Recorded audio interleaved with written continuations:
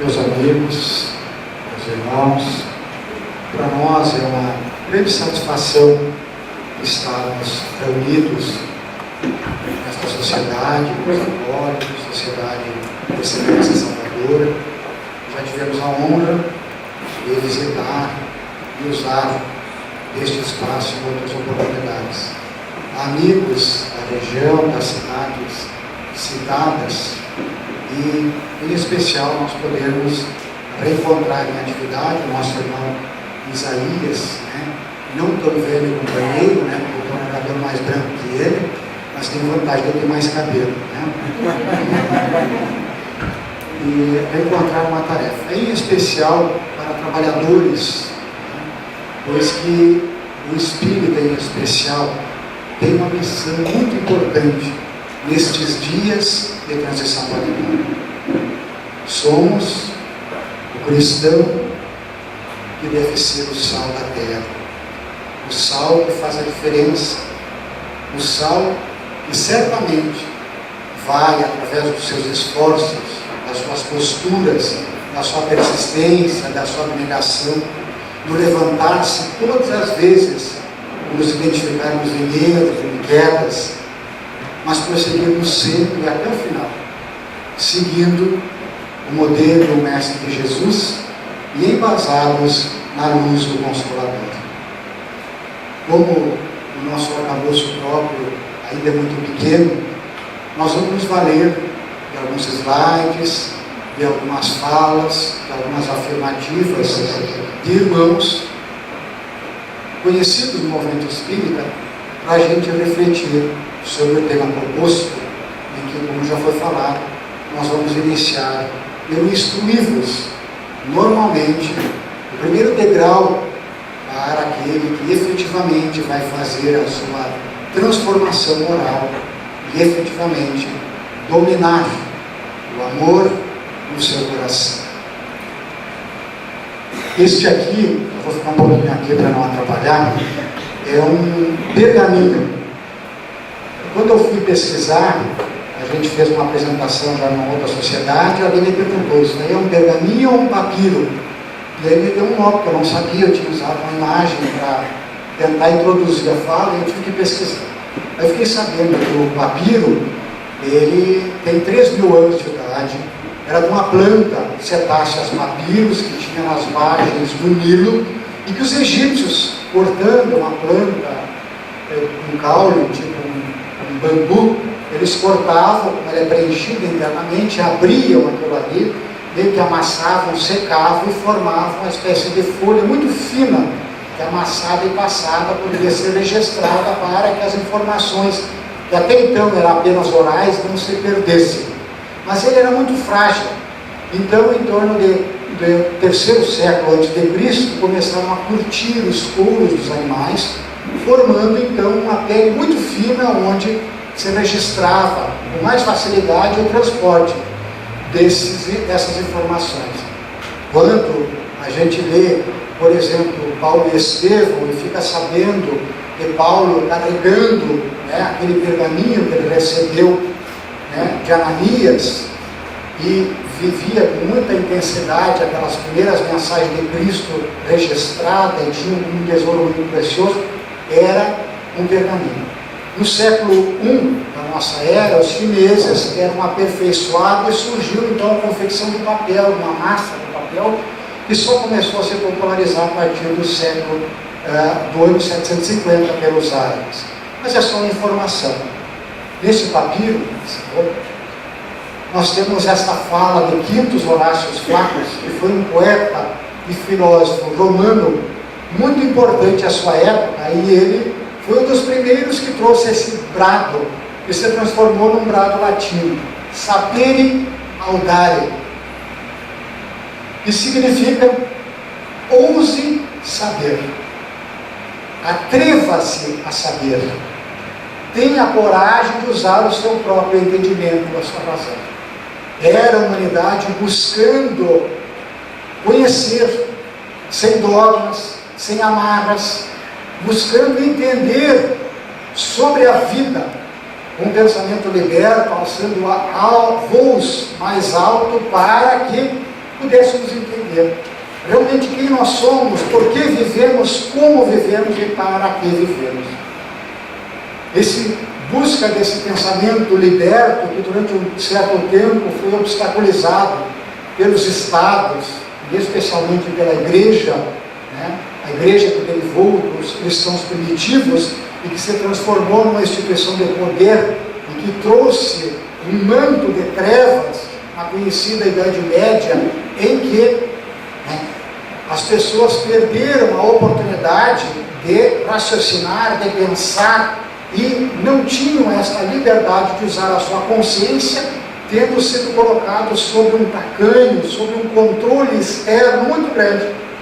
Surgiu então, no século XVIII, alguns missionários, Kant, Rousseau, Montesquieu, que trouxeram na Idade das Luzes, na Idade da Razão, um novo movimento que foi conhecido como Iluminismo.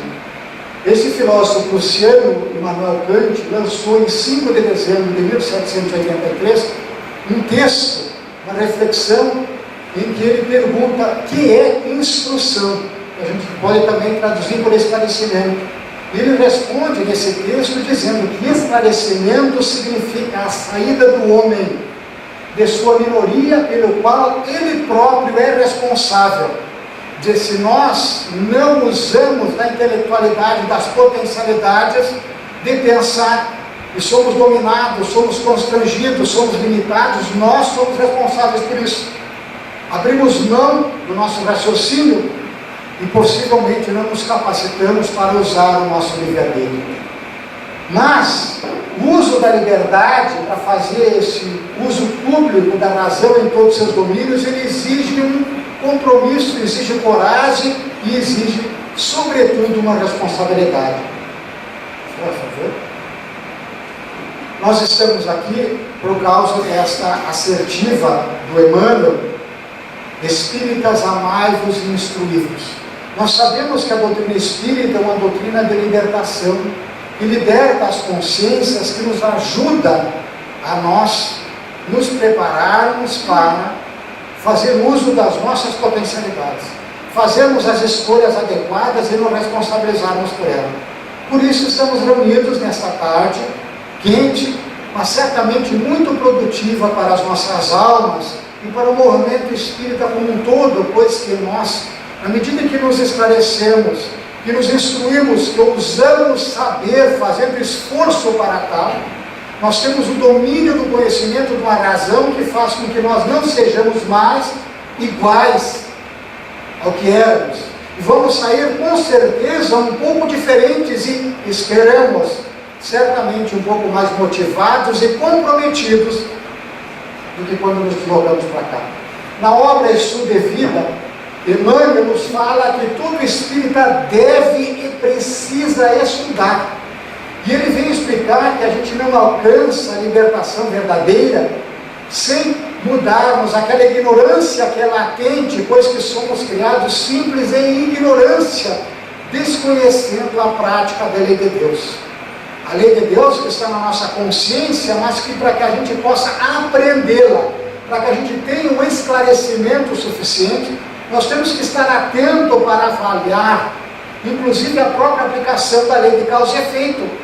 Pois que às vezes, quando a gente tem uma consequência que é dolorosa, é muito comum a gente não querer aceitar aquilo como reflexo das nossas próprias escolhas. E nós negamos, nós transferimos dizendo que aquilo está acontecendo e a dor está batendo a minha porta por causa do outro, por causa da conjuntura, por causa das situações. Não temos às vezes a coragem para avaliar se não é nossa postura, às vezes um pouco equivocada. Não buscamos fazer, como Santo Agostinho nos recomenda na questão 922, daquela reflexão noturna, ao final do dia, do que a gente fez, que a gente pode ficar satisfeito de ter realizado e estar planificado, para continuar naquele caminho. Do que a gente fez, que a gente se envergonha, porque sabe que foi inadequado, e tem que estar pronto a reparar o erro, e a não cometer de novo. Do que a gente teve a oportunidade de fazer em benefício do outro, em prol da vida, e por comodismo passamos ao largo e fizemos como sacerdote ou como levita, ou daquilo que às vezes a gente não se apercebeu, foi um mal, mas na correria do dia a dia a gente não se apercebeu que a nossa atitude estava equivocada, mas que se um juiz externo ou talvez um inimigo nosso que nos olha com uma lupa para tentar esmiuçar as nossas falhas e nos tocar naquele calcanhar de Aquiles, naquela ferida, se ele não poderia apontar ali uma incoerência, uma fragilidade nossa. E que também para nós, nos diz Santo Agostinho, é muito importante. São esses nossos críticos, os nossos benfeitores espirituais. Segue adiante. André Luiz, no livro Nos Domínios da Mediunidade, também vem nos dizer, ou vem nos lembrar que em qualquer setor de trabalho, a ausência de estudo significa estagnação. E esse ou aquele cooperador, aqui falando para o trabalhador espírita, que desistam de aprender, incorporando novos conhecimentos, buscando novas leituras das suas atitudes ou da prática da doutrina espírita, ele fatalmente vai se condenar a atividades de subnível. Na ciência, na profissão, a gente sabe que não pode parar. Mesmo, às vezes, uma profissão que nós estamos dominando, por exemplo, um pintor que está acostumado a usar o pincel e a tinta.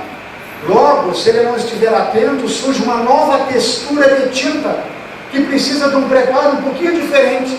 E, de repente, a forma de aplicar a pressão do pincel, a direção, a cobertura é diferente, ele já vai estar inadequado para a prática daquela nova tecnologia, que elas, todas as que estão vindo, são inexoráveis e nós não podemos lutar contra.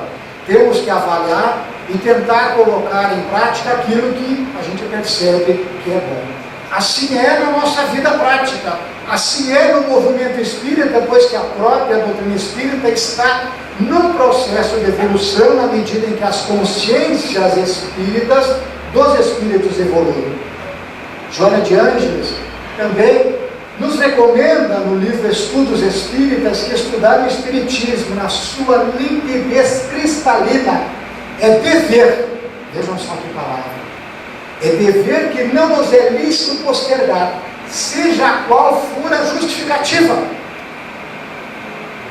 Eu estou com muito trabalho, eu estou com alguém doente lá em casa, porque agora eu estou cuidando do meu neto, agora eu estou de férias, agora eu estou fazendo um novo curso, agora eu não posso por isso ou por aquilo. Vamos pensar de novo, senta adiante. Mas por que a gente precisa estudar? Porque essa fixação dos espíritos e dos espíritas em estudar. Por quê? A educação, ela encontra no Espiritismo respostas precisas para a melhor compreensão do educando e maior eficiência do educador no labor produtivo de ensinar e viver, oferecendo os instrumentos do conhecimento, da serenidade, da cultura e da experiência aos reiniciantes do sublime caminho redentor, através dos quais os tornam homens voltados para Deus, o bem e o próximo. Joana de Ângeles nos trata como reiniciantes, e ela tem razão, porque ninguém de nós que está na doutrina espírita está começando. Nós já trilhamos as fileiras do catolicismo, nós já trilhamos com certeza as fileiras que nos levaram ao templo evangélico, nós já questionamos Deus e talvez já frequentamos templos religiosos, nós já ouvimos falar de Jesus, talvez já tenhamos ouvido inclusive em vida passada, ouvido falar da doutrina espírita. Nesta vida, inclusive, quantos de nós fomos e voltamos, estamos, quem sabe, voltando pela segunda, pela terceira vez na casa espírita. Há poucos dias chegou um rapaz na nossa instituição, com 42 anos, dependente químico, tentando se libertar. E ele me disse, seu Antônio, em reverência aos meus cabelos, eu não muito mais de 40 também, eu estive aqui há 20 anos atrás, eu não lembrava dele. E o Senhor me disse isso, nessa salinha que nós estamos falando agora. Se eu tivesse escutado o Senhor, eu seria uma outra pessoa. Eu não teria passado de dor e não estaria nessa situação de hoje. Quanto tempo eu perdi? Mas quanto tempo você vai ganhar de agora em diante? Quanto tempo você não vai perder mais? Já que está recomeçando, não vale mais. Nós que somos trabalhadores da casa espírita há muito tempo e que recebemos as pessoas, que fizemos atendimento fraterno, estamos acostumados a esse ir e vir das pessoas. Eu vi, melhorei, agora estou passando por isso ou por aquilo. Esperamos que nenhum de nós tenha que novamente ser considerado reiniciantes por Joana ou por qualquer outra entidade espiritual que nos abraça fraternalmente quando tentamos nos voltar novamente para o Cristo. Na questão 780A do Livro dos Espíritos, vem essa pergunta: como o progresso intelectual pode conduzir o progresso moral? Muitos de nós já devemos ter lido, estudado, e a resposta é muito clara, mas muito profunda, pois que ao fazer compreender o bem e o mal, o homem então pode escolher. O desenvolvimento do livre-arbítrio segue o da inteligência e aumenta a responsabilidade dos seus atos. Isso é importante. Alguns, inclusive, já me disseram pessoalmente: já que é assim, eu prefiro não saber, pois que eu não tendo consciência, não sabendo algo que vai incomodar a minha consciência, vai fazer com que eu, quando faço uma escolha, eu fique de repente com remorso, pois que já sei que aquela não é a escolha mais adequada, eu prefiro não saber. Só que a fuga do dever, do conhecimento, é uma escolha nossa, e não nos isenta dessas possibilidades. Eu lembro também que, quando acompanhava a Liamara pelas primeiras vezes no Centro Espírita em Porto Alegre, eu ia acompanhando, mas ainda às vezes me perguntando: o que eu estou fazendo aqui? Estava estudando, estava crescendo na vida. A gente jovem acha que com conhecimento, com saúde, uma vida pela frente, a gente mata tudo no peito, e o que não puder passa por cima e vai indo. E eu lembro que me tocou de ter tantas palestras que eu acompanhava ela e assistia, um determinado senhor, e num dia ele disse: eu durante 13 anos, eu acompanhava minha esposa aqui na casa espírita. Ela via essas coisas de mulher, eu pensava, que são voltadas a esse misticismo mais frágil. Mas Porto Alegre é difícil, na época já era difícil, há 25 anos atrás, questão de segurança. Ele vinha de um bairro para outro, então ele acompanhava como bom esposo para fazer uma segurança pessoal. E para não ficar na rua, no carro, que era perigoso, ele entrava dentro do centro espírita e ficava escutando as palestras. E ele dizia: eu não sabia por quê, que tipo de utilidade tinha. Eu às vezes gostava, às vezes não, às vezes eu ficava assim: o que eu estou fazendo aqui? Mas é minha esposa, eu amo ela, eu gosto, ela é importante, eu vou junto. Até que no dia em que o meu filho único desencarnou num acidente, eu entendi que aqueles 13 anos foram o tempo necessário para que eu não enlouquecesse. Eu não teria, não sei como eu reagiria se eu não conhecesse o que eu levei esses 13 anos, gradativamente sendo permeado por essas informações espíritas, como eu agiria com a perda inesperada, traumática do meu filho. Hoje, eu sinto dor, sinto saudade, mas eu tenho equilíbrio para enfrentar essa situação. Hoje eu sei que sem a doutrina espírita, eu não sobreviveria. Isso me impactou muito, porque na mesma época, no Rio de Janeiro, havia surgido, ou estava com muita intensidade, as balas perdidas. E eu lembro que eu assisti no Jornal Nacional uma experiência de 2 pais psicólogos, e com uma filha também, e a filha com 13 anos também. A filha, pela primeira vez, foi andar sozinha, deu uma estação de metrô até a outra. Um familiar deixou que ela ficasse sozinha no trem, saiu, e na próxima estação estava um outro familiar esperando. Ela ia fazer aquele trajeto sozinha. Quando a menina desceu no meio da multidão, um assalto, uma correria, uma perseguição e alguém aciona uma arma e encontra a menina, ferindo-a mortalmente. Os pais foram para a televisão e eu lembro, a mãe não tinha condições de falar. O pai disse, na mesma época, assim: não há no mundo nada que possa curar uma dor dessa. E eu fiz a comparativa entre aquele senhor espírita e aquele homem da ciência, da psicologia, de todo o conhecimento, com a mesma dor. E eu disse: que bom eu estou na doutrina espírita.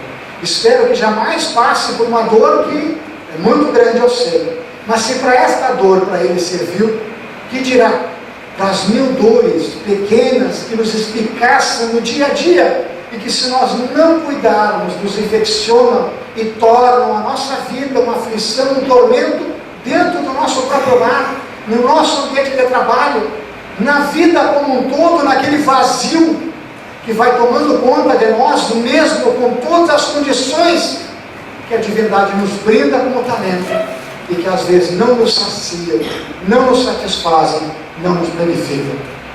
Mas o que estudar? O que estudar? No que diz respeito, diz Joana de Ângeles, a doutrina espírita, cabe-nos a todos o dever de mergulhar os pensamentos nas fontes lustrais do conhecimento, a fim de melhor entendermos os quesitos preciosos da existência, simultaneamente, as leis preponderantes da causalidade, de modo a podermos dirimir equívocos e dúvidas, colocando balizas demarcatórias no campo das conquistas pessoais intransferíveis. Por onde começar? Digerir primeiramente as obras fundamentais do Espiritismo, para entrar em seguida nos setores práticos, em particular no que diga respeito à mediunidade. Teoria meditada, ação segura. É fundamental, e ainda hoje há muitas pessoas que chegam na casa espírita motivadas pelo contato com os espíritos, para terem uma desobsessão, para afastarem os maus espíritos, para, de alguma forma, trabalharem ou se aproximarem da mediunidade, que é uma faculdade riquíssima e uma correnteza de luz, como nos diz Camilo, na obra de mesmo título, através do Raul. É uma sementeira de bênçãos, como nos diz Joana. Quanto tempo estudar? Aqui já começa a apertar para a gente, as nossas moleiras. 1/4 de hora diariamente dedicado ao estudo. Para aí, deixa eu ver se o pessoal entendeu. Quanto é que é 1/4 de hora? Quanto? 15 minutos. Será que é possível a gente tirar 15 minutos por dia? Depois do almoço ali, será que não sobram uns 15 minutos? Meio apertadinho? Capaz de sobrar. 15 minutos antes, pela manhã. Será que não dá para encaixar? 15 minutos à tardinha. 15 minutos antes de dormir. Não é muito. Não é muito. 15 minutos. Nós estávamos vindo, e a Yamara comentando comigo que um companheiro nosso da casa, um casal, Cláudia e o Luiz Roberto Scholl, comentaram com ela que eles, todos nós estamos vivendo momentos difíceis.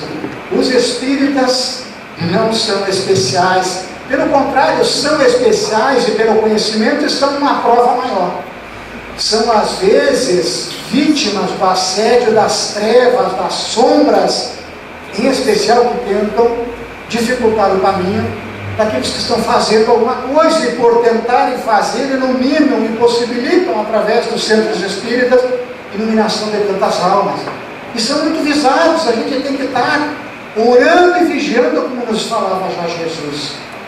E ele disse, ela falou para a Yamara, que eles instituíram antes de dormir, o casal, uma leitura conjunta, em momento de prece, para manterem a harmonia da família, filhos adolescentes, os conflitos, as dificuldades da família, do trabalho, os pessoais que cada um carregamos. 15 minutos. Conta a guisa de estudo. Conta. Uma leitura diária nos fomenta muito, nos protege, nos vacina nos reenergiza, nos fortalece, nos ajuda quem está reiniciando, quem está tentando se erguer novamente.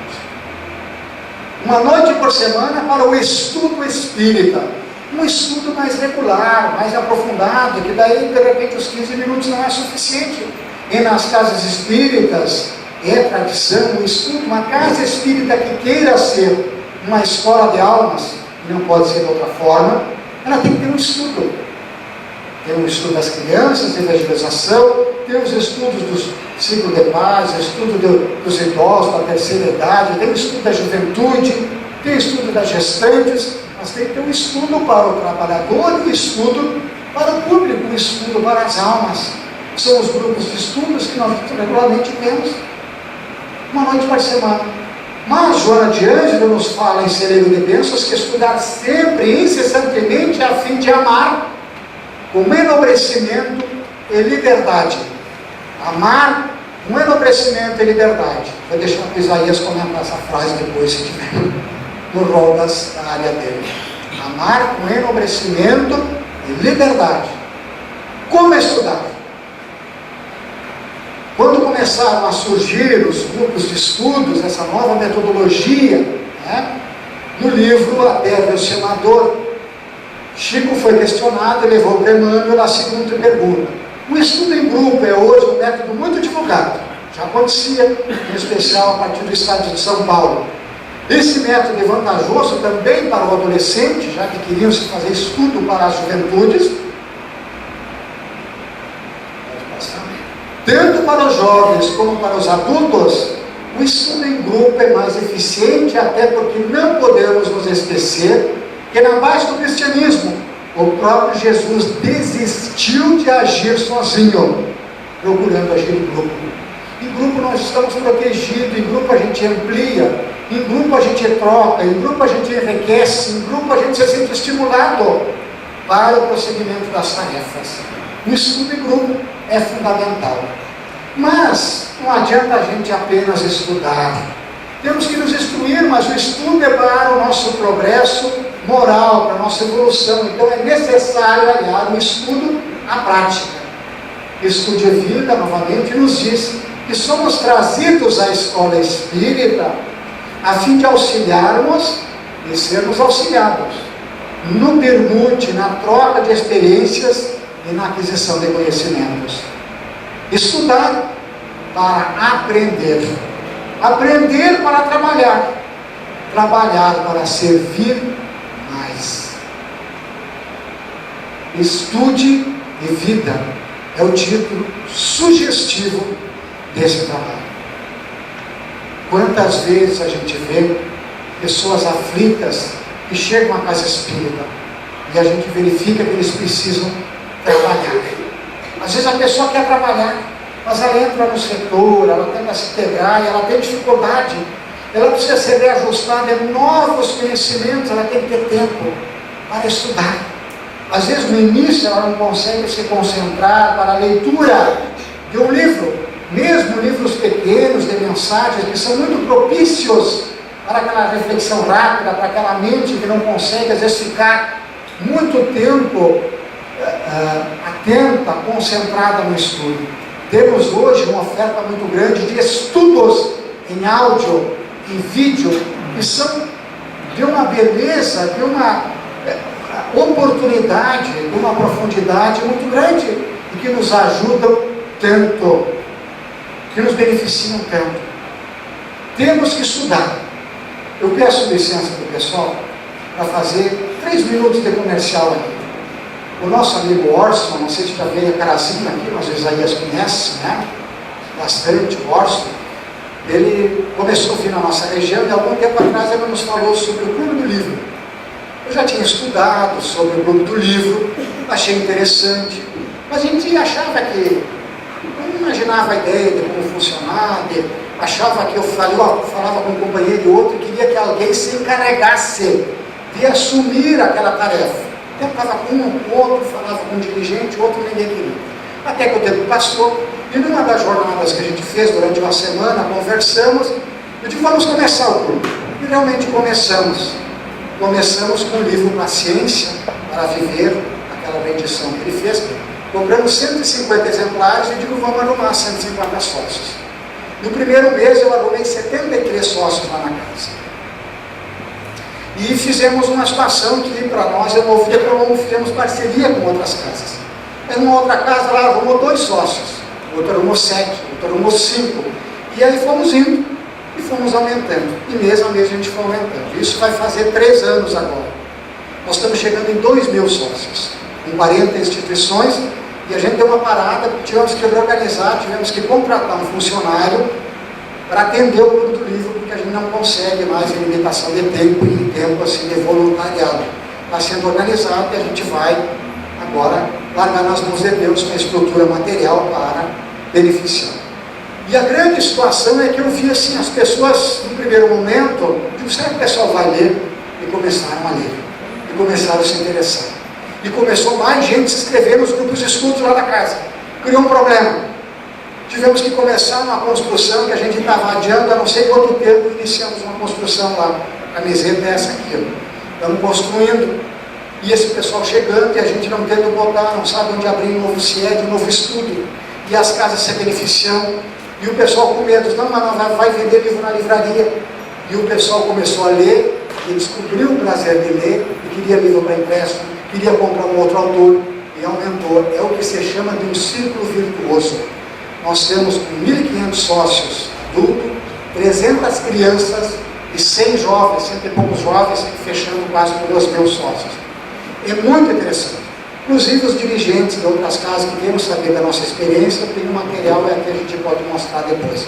Nós estamos distribuindo agora, em fevereiro, o livro de Isaías, Viva Mais, Vença a Depressão. Para vocês terem uma ideia, eu vou fazer, eu disse que era propaganda tem que vender um produto. O livro custa R$30 no preço de capa. O sócio recebe por 15. Tá?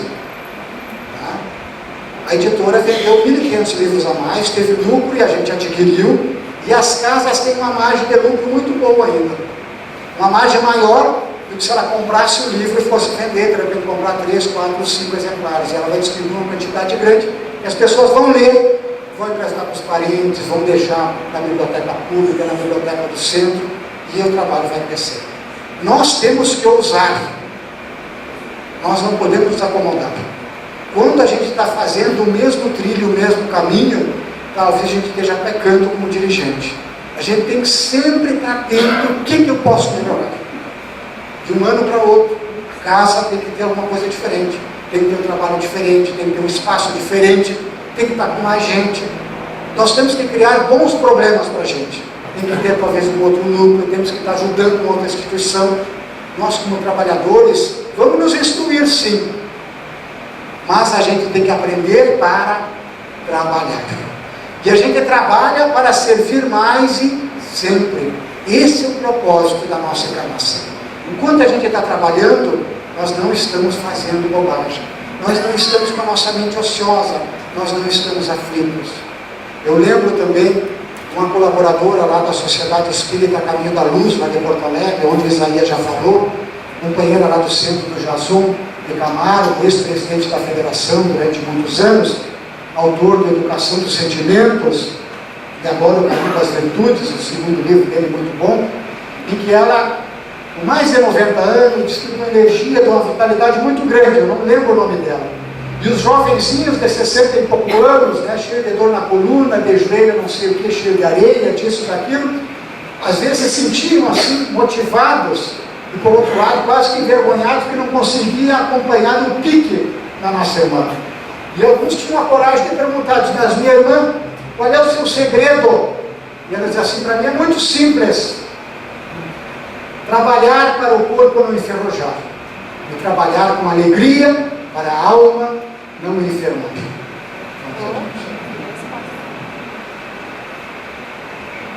Mas por que aliar o estudo à prática?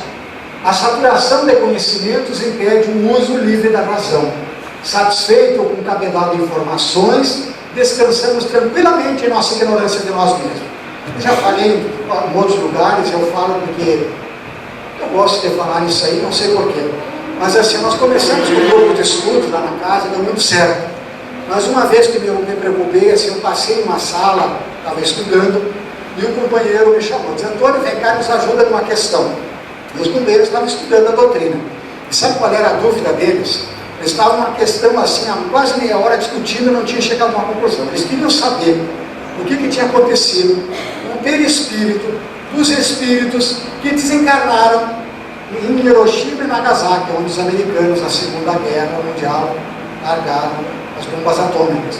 E pelo poder da energia tão rápida, aqueles 1000 graus no epicentro lá, deve ter vaporizado tudo. E já que o perispírito ele é semimaterial, de uma natureza quintessenciada, eles queriam descobrir o que a bomba atômica tinha feito. Eu disse: meus irmãos, eu não sei isso. Eu não sei, não faço a menor ideia. Né?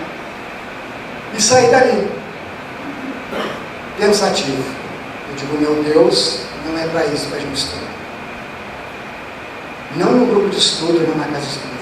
Com tanta coisa importante, com tantas dores, não é possível. E aí a gente viu que tinha que abrir frentes de trabalho. Então tem equipe em presídio, tem equipe em asilo, tem equipe que visita doente, tem equipe isso, tem equipe aquilo. E sempre que um companheiro chega e nos traz uma proposta diferente, agora a gente apoia.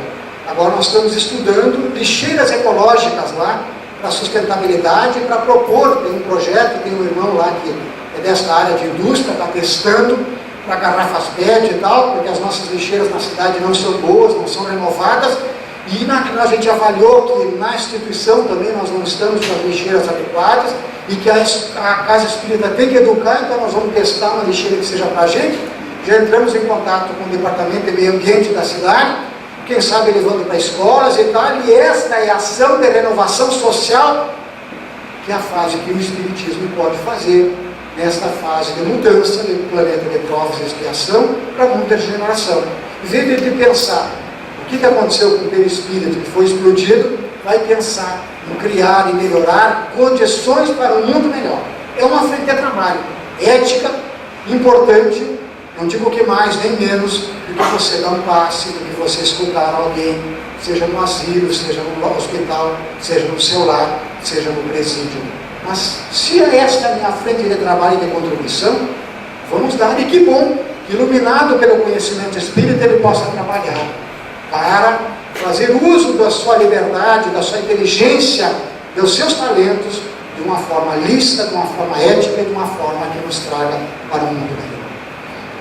Mas o fundamental é que o estudo ele deve ser um propiciador de reforma íntima. Lembremos que nenhuma tentativa para o erguimento moral será eficiente se continuarmos presos à ignorância de nós mesmos. Será indispensável, primeiramente, averiguar quem somos, de onde viemos e para onde iremos, a fim de que nos convençamos do nosso valor, da nossa própria personalidade e a sua elevação nos dediquemos. Quem nos diz isso é a Ivone Pereira, no Memórias de um Suicida. Como iniciar o trabalho de iluminação da nossa própria alma? Esse esforço individual deve começar com o autodomínio. Qual o caminho para a felicidade? Questão 919. O sábio da antiguidade já vos disse: conhece-te a ti mesmo, com a disciplina dos sentimentos egoísticos e inferiores que todos nós temos. Às vezes a gente não quer enxergar, mas temos. Com o trabalho silencioso da criatura por exterminar as próprias paixões. Não precisamos descortinar tudo que a gente realmente é, mas vamos que devagarzinho, assim, abrindo a tampa e olha um aspecto e trabalha aquele aspecto. Talvez se a gente abrir tudo e descortinar, a gente não resista ao que realmente nós somos. Por isso o esquecimento do passado. Mas a misericórdia divina nos dá com certeza as oportunidades e os meios para a superação, para a iluminação da nossa alma. O nosso tema é amai-vos e instruí-vos. Por que o Espírito da Verdade nos faz esse chamamento? Crede, amai, meditai sobre as coisas que vos são reveladas. Não mistureis o joio com a boa semente, as utopias com as verdades. No cristianismo encontram-se todas as verdades. São de origem humana os erros que nele se enraizaram. Temos que usar e buscar uma fé raciocinada, com tranquilidade, com serenidade, com profundidade. Kardec examina em O Livro dos Médiuns, no capítulo 3, quando ele trata dos métodos, a postura dos adeptos, e às vezes talvez a gente possa se encaixar nessa classificação didática dele. E no parágrafo 1º, do item 28º, ele fala dos espíritos experimentadores. Eles creem pura e simplesmente nas manifestações. Para eles o espiritismo é apenas uma ciência de observação, uma série de fatos mais ou menos curiosos. Não estudam. Para um pouquinho. Quando eu cheguei em Santo Ângelo, eu encontrei na Sociedade Espírita Amor ao Próximo, tá? Aqui para mudar um pouco de foto, aqui não deixar o nosso cinegrafista dormir ali, senão ele cai da cadeira. Então eu dou uma caminhada para cá, para lá, ele movimenta, aí eu dá um pouco de trabalho para ele também, né? Nós chegamos na casa espírita e um companheiro nosso me identificou, era dentista, sou dentista ainda, né? E ele se aproximou, dentista, se identificamos, tá? E ele veio me dar 2 recomendações. Assim, já que ficou sabendo que eu era neófito, nós tínhamos um ano praticamente de doutrina espírita, né? Ele disse assim: 2 coisas que eu tenho que ter cuidado aqui. Primeiro, sempre que vem na casa espírita, toma um passe. Mas por quê? Eu já vi para mim. A semana que eu não tomo um passe, fico me devendo no consultório, não me pago e tal. Quando eu recebo um passe, o dinheiro entra. Eu fiquei assim, pensando. E segundo, ele disse: tu te cuida com esses espíritas aqui. Tu não te oferece muito, senão eles te pegam quando tu vê tu está enredado aqui na casa espírita. Ele até hoje, coitado, continua tentando encontrar um caminho. Está pior do que há 25 anos atrás. Eu estou um pouco menos pior. Diz a Yamara, trouxe testemunho, não posso dizer que é melhor, senão ela me desautoriza. Tony, tomar passe todo dia resolve, já parte do dinheiro, vou tomar passe direto agora. Meus irmãos, assim, a relação dele é aquele aspecto místico da ação fluídica e energética do passe com o aplicador de passe, que inclusive é uma prática que nós temos que rever hoje. A gente sabe que a técnica do passe, ela é de ação e de responsabilidade dos benfeitores espirituais. Nós estamos sendo atendidos agora. Alguém, de repente, estiver acompanhando a esposa, que nem espírita ainda é, mas ela diz: hoje tu vai lá, porque vem o Isaías, tu vai ter que me acompanhar. Então ele está aqui. Talvez até tivesse querido estar num outro compromisso, mas às vezes ele está sendo atendido. Sem receber o passe, sem passar na câmara de passe. Tem indicação a bioenergia, sim, em 2 situações, em especial em convalescença física. Você está desenergizado, a bioenergia é interessante, a presença do passista. Em um desequilíbrio assim emocional não extremo, quando está muito perturbado, a presença do aplicador de passe não é indicada, porque o obsessor ele consegue identificar a presença do passista e dá uma reação maior. E ele se agarra, e mais ou menos, nós gaúchos conseguimos entender, tem um carrapato, aquele animalzinho, que é tipo uma pulga grande, né? Não sei explicar melhor, né? Um aracnídeo, você gruda, e se você pegar ele e puxar rápido, tu arranca inteiro. Agora, se tu agarrar e puxar meio com dó, ele se gruda e as pinças ficam grudadas e inflamam. Então, assim, na medida que a pessoa está extremamente perturbada, ela não tem indicação de entrar dentro da sala do passe. Porque a reação da presença do passista vai fazer com que haja uma reação e uma fixação maior do processo obsessivo. Deve ser mais sutil, deixa para os espíritos resolverem. O passe à distância, o passe espiritual no salão, é o mais indicado para ele naquele instante. Depois que ele começou a melhorar, que ele já está melhor, que ainda está naquela fasezinha, mais ou menos, um dia hoje eu estou muito aflito, eu não estou bem, e tal coisa, eu posso receber o passe, talvez até deva receber o passe como passista. Mas assim, a experiência que a gente tem é que 80% dos que estão presentes na casa espírita talvez não precise aguardar e receber o passe. É uma prática, inclusive, que inibe muitas rotinas da casa espírita, quando todo mundo tem que passar no passe. Então tem casas que a gente vai lá e as pessoas assim, começam o passe durante a palestra. Por quê? Porque senão não dá tempo. Ou então, como acontece em algumas, demora 2 horas e meia, 3 horas, as pessoas recebem o passe depois que terminou a palestra. Tem pouco passista e muita gente, todo mundo quer receber, e poucos querem dar. Então a gente tem que pensar nisso. É uma técnica que cada casa, dentro da autonomia administrativa e da razão que a doutrina espírita tem, a gente tem que estudar, avaliar e talvez experimentar, quem sabe, colocando em prática, se for o caso. Vamos adiante.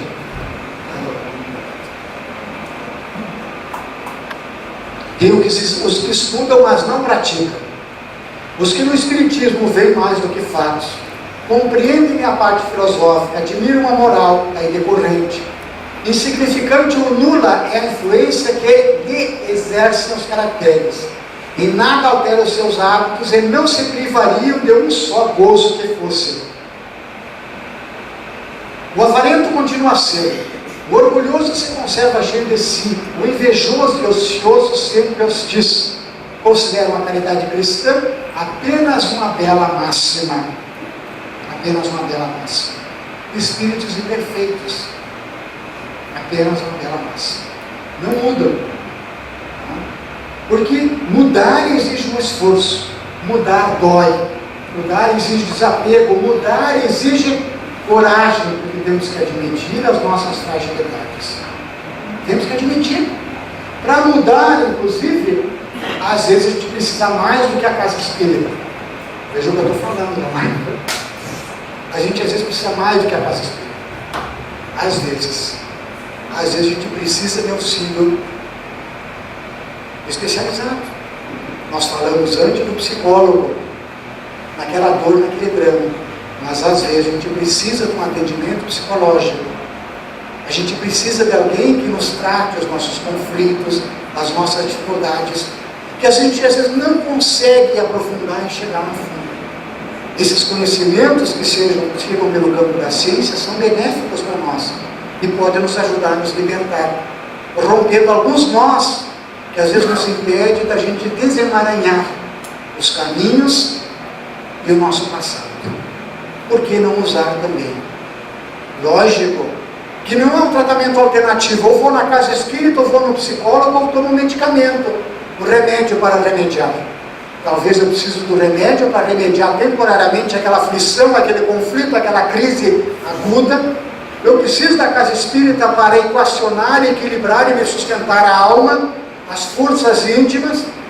E eu preciso reorganizar emocionalmente, psicologicamente, com um profissional habilitado, que complementa o ser e pode nos conduzir, cada um ao seu ponto, e todos, de certa forma, também sendo missionários de Deus e do Cristo, nos conduzirem para um caminho melhor, para uma vida melhor, que no fundo é o que todos nós queremos. Os verdadeiros espíritos estão convencidos de que a existência na Terra é uma prova passageira.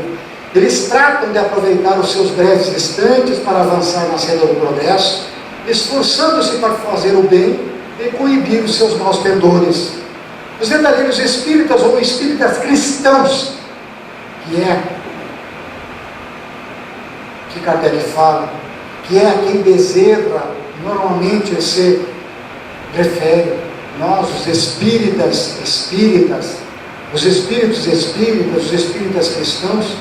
Então as relações com eles oferecem segurança, porque a convicção que nutre nos preserva de pensarem em praticar o mal. A gente vê o quanto nós estamos longe ainda. A caridade entuba a regra de proceder a que obedece. Mas há também os espíritas exaltados, que nós, de alguma forma, em algum momento até tivemos esse período. Eles têm confiança demasiadamente cega e frequentemente pueril no tocante ao mundo invisível, e que leva a aceitar-se com extrema facilidade e sem verificação aquilo cujo absurdo ou impossibilidade a reflexão e o exame demonstrariam. Aquele irmão que a gente comentou, quando ele está na fase de proximidade do espiritismo, ele é um espírito exaltado e acredita numa ação milagrosa dos espíritos. Mas às vezes a gente tem que pensar um pouco mais e, sobretudo, ter a serenidade de agir com coerência, com equilíbrio, com amor no dia a dia. Ânimo, trabalhadores, tomai dos vossos arados e das vossas charruas, lavrai os vossos corações, arrancai deles a cisanha, semeai a boa semente que o Senhor vos confia, e o orvalho do amor vos fará produzir frutos de caridade no espírito amigo. Ser espírita não é somente para quem quer, temos que querer, mas é para quem resiste. Ser espírita é uma superação no dia a dia, é perseverar e prosseguir. Eu confesso que quando comecei a bevedar das mensagens, do verbo estimulante, lúcido de Divaldo, eu vi nele um Paulo de Tarso dos nossos dias. E quem, logicamente, nós que sabemos o significado do Paulo à época, e que sabemos também o significado de Divaldo para os dias de hoje, não quer se aproximar. E imaginava, na minha ainda imaturidade, ingenuidade, de que ali estava um espírito com uma proteção, com um amparo, com Joana a seu dispor 24 horas, com Manuel Filomeno de Miranda, com Amélia Rodrigues, com tantas outras almas que certamente deixavam a psicosfera, que criava certamente uma proteção de luz, que abria os seus caminhos, que fechava o seu corpo, que não lhe permitiam nenhuma aflição chegar. E num determinado dia eu fui surpreendido quando no final de um seminário, ele num tom de rogativa disse assim: eu vou pedir para vocês que orem por mim. Eu preciso das suas preces.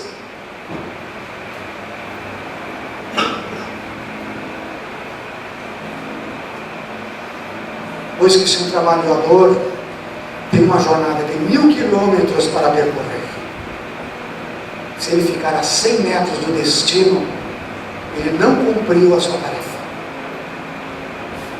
Ele não atingiu o objetivo. E eu preciso das preces de vocês para chegar no meu destino. Eu confesso que fiquei longos dias pensando naquilo, de meu Deus, então ele é gente que nem a gente. Ele sofre assédio, ele tem dor, ele tem aflição, ele talvez tenha alguma insegurança, alguma ansiedade. Ele tem caminho a percorrer, ele tem incerteza ainda de que se vai atingir o objetivo.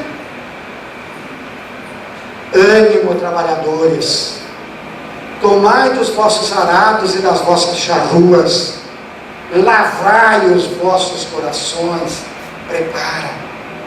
E às vezes o nosso coração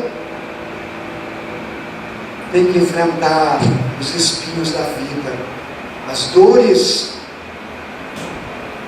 da ingratidão, do não reconhecimento, da indiferença, da crítica, às vezes até da torcida, para que a gente tropece e para que a gente caia num buraco fundo.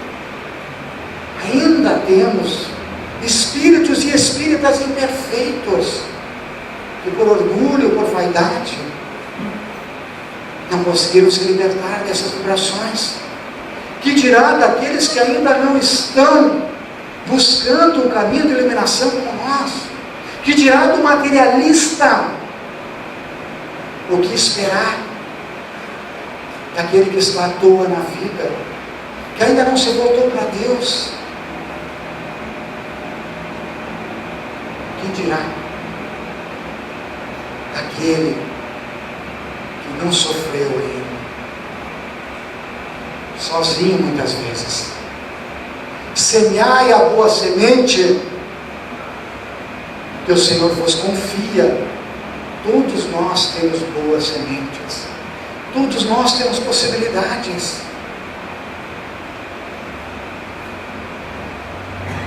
O nosso irmão falou que a gente foi fundador do Seara. O Seara tem 23 anos.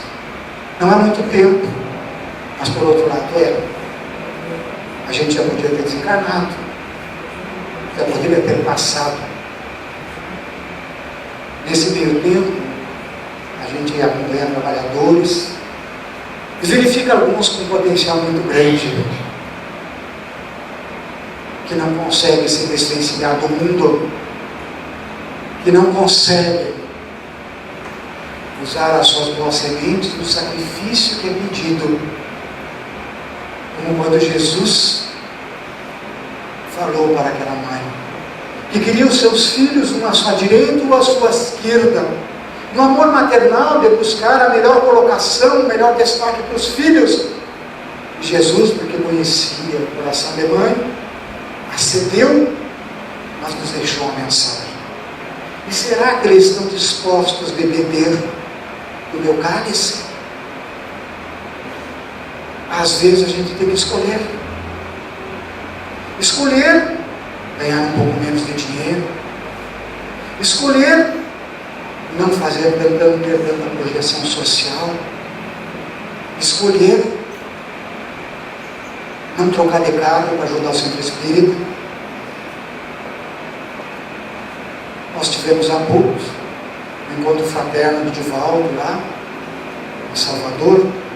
Um amigo nosso, Jorge Molle, de São Leopoldo, que muitos conhecem, normalmente é o fotógrafo que acompanha o Divaldo, e nós sentados, porque ele é muito amigo nosso, e em especial tem uma afinidade muito grande com a Maria Mara, e ele nos dizendo, aquele companheiro ali, faltava tanto para Divaldo terminar a maternidade que a mansão tem, e ele vendeu uma BMW. Não vem um pouco, não vem não tem importância o título ou o carro. Às vezes ele fez esse sacrifício. Talvez para ele não seja importância, mas quando a gente vê às vezes os centros carecendo de uma pintura, de uma melhoria, e que a gente às vezes paga atrasado aquela contribuição de R$10, de R$5, quando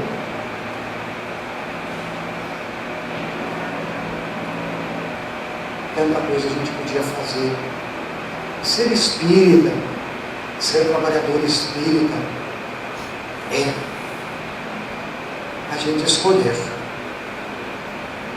um caminho, viver no mundo sim, mas não ser do mundo, até porque a gente não sabe até quando vai estar aqui. Uma companheira nossa, a Nadir, lá de Catuípe, que já esteve lá, estava em Porto Alegre, o marido foi atravessar uma rua, uma moto, uma fração de segundo atropelou. Faz 3 semanas que está na UTI, a situação dela é muito séria, está no pronto-socorro, não consegue remover, infecção pulmonar, infecção hospitalar, está na situação de que o seu esposo já chamou os filhos, vamos vibrar, para que ela se recupere. Nós temos que estar preparados para tudo, meus filhos. Estamos vibrando. Está naquela situação em que os médicos dizem, estamos fazendo o possível, mas está nas mãos de Deus. Quem de nós pode dizer que vai ver o raio de sol de manhã? Quem de nós pode dizer que vai viver até os 80? Eu tenho certeza que estou em contagem regressiva. Estou contando.